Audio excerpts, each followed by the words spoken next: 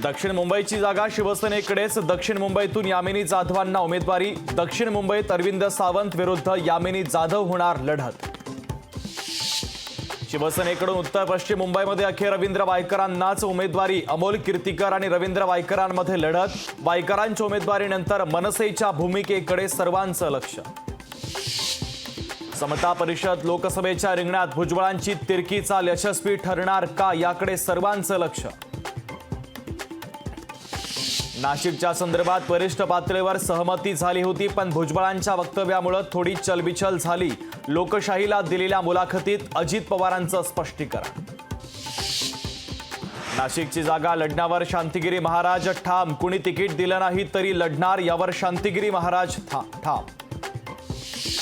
प्रचार सभांमध्ये भटकत्या आत्म्यांचा सुळसुळाट। पंतप्रधान मोदींच्या वक्तव्यानं राजकारण तापलं। भटकत्या आत्म्याच्या उपमेवरून विरोधकांचा हल्लाबोल।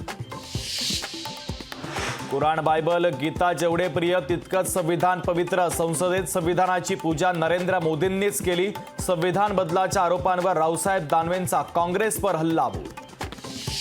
अरविंद केजरीवालांना 3 मे पर्यंत दिलासा नाही। अटकेच्या विरोधातील आव्हान याचिकेवर 3 मे रोजी होणार सुनावणी। छत्तीसगडमध्ये 9 नक्षलांना कंठस्नान। मृतांमध्ये 3 महिला 6 पुरुष नक्षलांचा समावेश। छत्तीसगड महाराष्ट्राच्या सीमेवर नक्षल्यांसोबत झाली मोठी चकमक। T20 विश्वचषकासाठी भारतीय संघ जाहीर, तर मुंबई इंडियन्समध्ये कर्णधार डावललेल्या रोहित शर्माकडे भारतीय संघाची जबाबदारी। हार्दिक पंड्या उपकर्णधार, तर फॉर्मात असलेला के राहुल संधी नाहीच।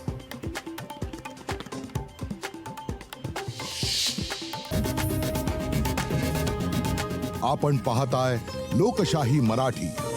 ऐका, पहा, जागरूक रहा।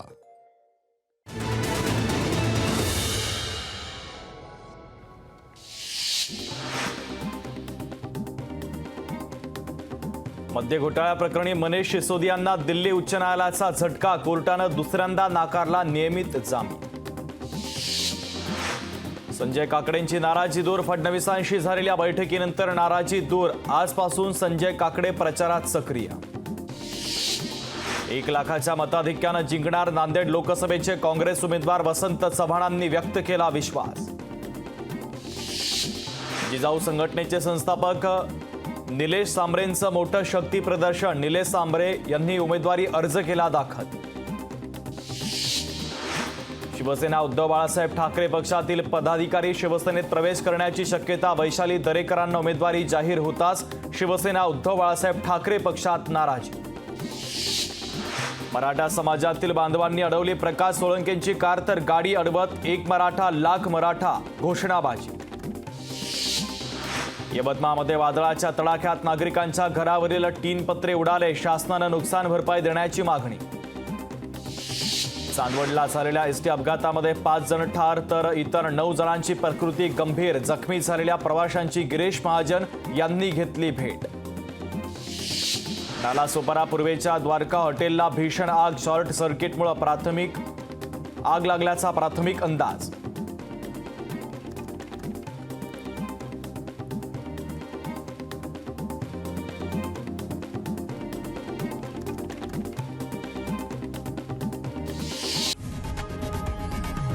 लोकशाही मराठी। ऐका, पहा, जागरूक रहा।